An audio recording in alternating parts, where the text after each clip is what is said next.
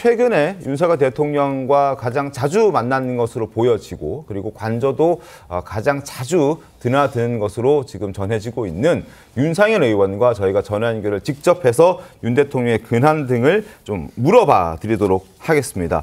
나와 계십니까, 의원님? 예. 네, 안녕하십니까? 윤상현 의원입니다. 네, 예. 윤상현 의원님.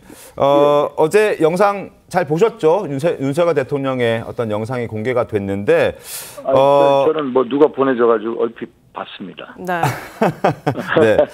그 관저 인근 돌면서 사실 뭐 어떤 얘기를 했는지 육성까지는 저희가 확인이 잘 안 되는데요. 아마 관저 인근 경호 상황들을 좀 둘러본 것 같습니다. 혹시 관련해서 어떤 얘기들을 했고 왜 저렇게 둘러보는 모습이 포착이 됐는지에 대한 설명을 좀 들어보셨습니까? 뭐 저야 뭐 이제 짐작컨대 네. 사실 그게 점심 식사 바로 이후거든요. 네, 12시 50분쯤이었죠?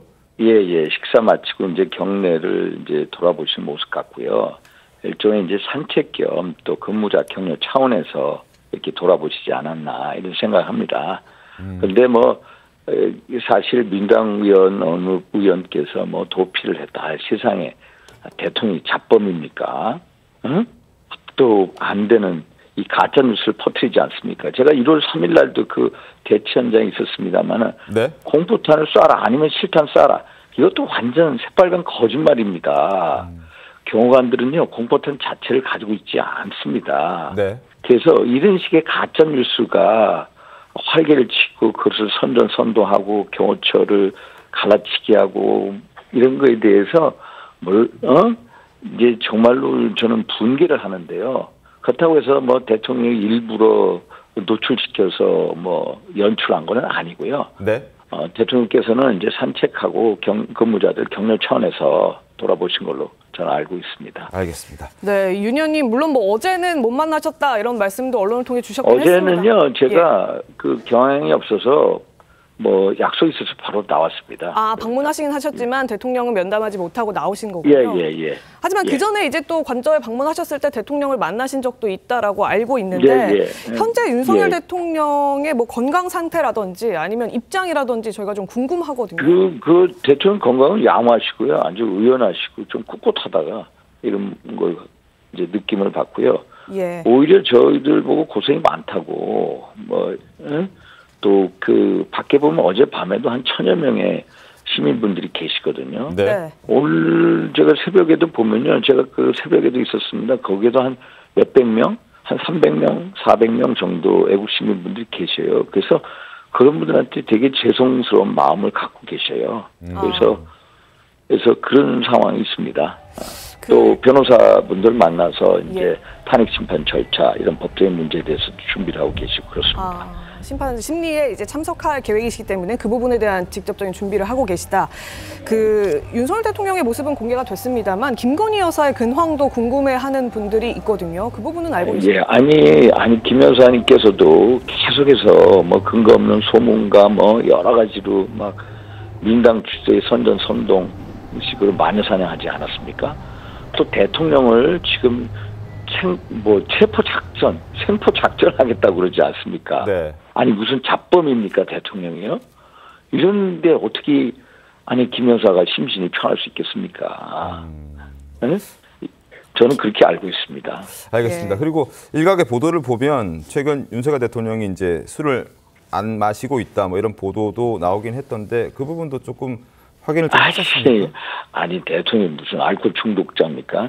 아니 대통령은 사람 모이면은 저도요 그렇고 언제든지 편한 가운데서 격려 차원에서 할 수도 있고 그런데 지금은 어떤 여러 법적인 문제, 정책의 문제 이런 거에 대해서 이제 생각을 많이 하고 계시다 이렇게 말씀드리겠습니다. 알겠습니다.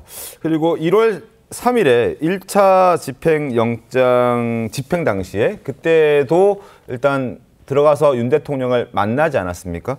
그때 주로 어떤 얘기들을 좀 나눴습니까? 그때 상황 좀 궁금합니다. 사실 그 공수처 1월 3일인가 그랬을 거예요. 공수처하고 이제 우리 경호처하고 일촉즉발의 이제 그 상황에 충돌 상황까지 가지 않았습니까? 그게 한 5시간 반인가 걸렸습니다. 그래서 끝났는데 사실 공수처가 내란죄에 대한 수사권이 없습니다. 그래서 거기서 영장 청구한 게 명백한 불법이고 원천 무효다. 그것도 영장을 발부하면요. 공수처법 31조인가에 보면은 1심 관할 법원이 중앙지법이거든요. 지금까지 민간인에 대한 구속영장이요. 김영현 전 국방부 장관 중앙지법에 했습니다. 문상화 정보사령관만 군사법원에 했거든요. 그런데 영장 발부가 안 될 것 같으니까 뭐 서부지법에 가서 판사 쇼핑한다. 또 그 영장 전담 판사는 형사소송법 110조, 111조 이거 군사상 공무상 비밀 장소에 대해서는 기관자 책임자의 승낙을 받아야 된다. 이런 규정을 제외시키지 않았습니까? 네. 세상 이런 기상천외한 초법적인 이 행위가 사법부에서 일어나고 있는 것에 대해서 정말로 이게 국가적인 위기다.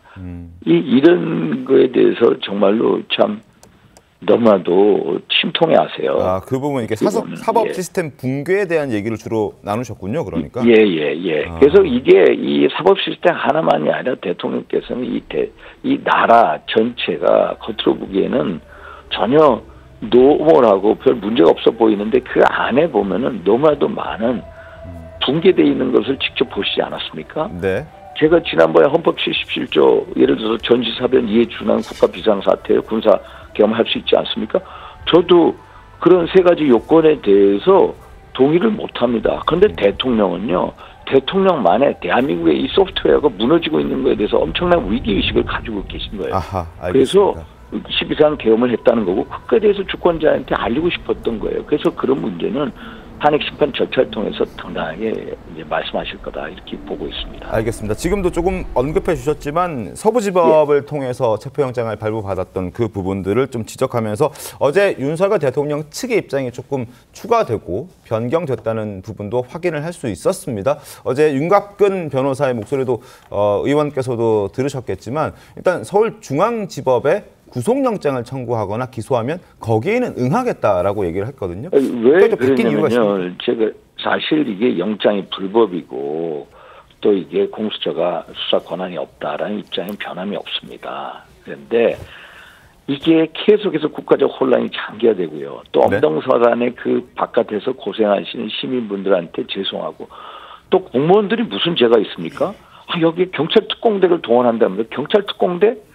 솔직히 이게 위법한 거거든요. 이게 경찰 특공대 들어와서 예를 들어서 2009년도 같이 용산 철거민 참사 같은 게 나오면 어떻게 되겠습니까? 그래서 공무원분들도 이게 어떻게 이 소위 말해서 민장의 이제 그 어떻게 보면 우리 측에서 노리개 역할을 하는 거에 대해서 하는 거에 대해서 어떻게든 막아야 되지 않습니까? 네. 그래서 공무원들이 불편해하고 또 외국 시민들도 희생이 따르고 이런 거에 대해서 고육지책으로 좋다 그러면은 너희들이 공수처법 31조에 나와 있는 대로 중앙지법에 영장 청구해라. 사전구속 영장 청구해라. 내가 가서 얘기하겠다. 이런 입장이고요. 네. 그럼 수사권이 없는 뭐 공수처에 간다고 해가지고 대통령이 거기에 만약에 생포된다고 해가지고 거기 가서 말씀하시겠습니까? 말씀 안 합니다. 그래서 이게 고육지책으로 이런 제안을 했으니까 공수처가 계속해서 무슨 망신 주는 그런 행태를 멈추고 이 선에서 어떤 타협점을 찾아야 될 것 같습니다. 알겠습니다. 네, 윤 의원님 마지막으로 질문 하나 더 드리겠습니다. 이 지금 관저를 찾고 있는 여당 의원들 숫자가 좀 불어나서요. 최근에 44명이 방문했다 이런 보도를 해드렸는데 지금 지도부에서는 이런 관저 여당 의원들의 방문에 대해서 선을 긋는 듯한 분위기도 좀 감지가 되거든요. 아니 나는요 지도부가 좀 더 적극적 역할을 해달라 이런 말씀드립니다. 네. 제가 말씀드리지만은 이 영장 공수처 수사권이 없지 않습니까? 혹시 영장을 청구하고 발부하던 이 자체가 불법이라는 거고요. 지도부도 그런 입장입니다. 그럼 지도부가 말만 해서 되겠습니까? 아니 불법성을 입장했으면 좀 더 적극적 역할을 해야죠. 오동훈 공수처장 비록 우리가 숫자가 부족하지만은 탄핵 심판에 들어가야 되죠. 영장 전담 판사, 임원 분양 판사도 도대체 형사소송법 110조, 111조 어떻게 적용 제외하라 이런 식으로 초법적인 행태를 보입니까? 이런 거에 대해서 탄핵 절차에 돌입해야 된다고 보고요. 그럼 뭐 지도부 포함 다 관저를 찾아야 된다? 아니 관저를 찾아야 돼요. 아니 그리고 대통령이 이렇게 의로운 대한민국 법질서를 지키기 위한 외로운 또 의로운 투쟁을 하지 않습니까? 그거에 대해서 좀 더 귀를 기울이고 그래 그 관저를 찾지 않아도 제도권 내에서 역할을 해달라고 하는 거고요. 한번 만약에 민주당에 있는 이재명 대표요. 그 분이 지금 혐의가 12개예요. 재판 5개를 받고 있어요. 대장동에서 그 배임 액수가 무려 4,895억 원이거든요. 성남FC 불법 후원금 모금 사건 133억이에요. 이런데 만약에 이재명 대표 체포영장 들어가서 이렇게 하겠다 하면 민당 지도부나 민당 의원들 어떻게 하겠습니까? 네, 알겠습니다. 그렇습니까? 눈에 보이잖아요. 그럼 지도부가 적어도 이게 위법한 영장이다. 그러면 그거에 맞게끔 적절한 조치를 취해달라. 네. 이게 대한민국 법질서를 지키기 위한 어떤 이 투쟁을 하고 계신 데에 대해서 힘을 보태달라. 제 입장에서는 그런 생각이 듭니다. 알겠습니다. 자, 네. 윤석열 의원님, 오늘 바쁘신 와중에도 전화 연결 감사드리고 앞으로도 또 궁금한 게 있거나 저희가 필요한 게 있으면은 연락드리도록 하겠습니다. 언제든지 말씀 주십시오. 네, 알겠습니다. 고맙습니다. 예.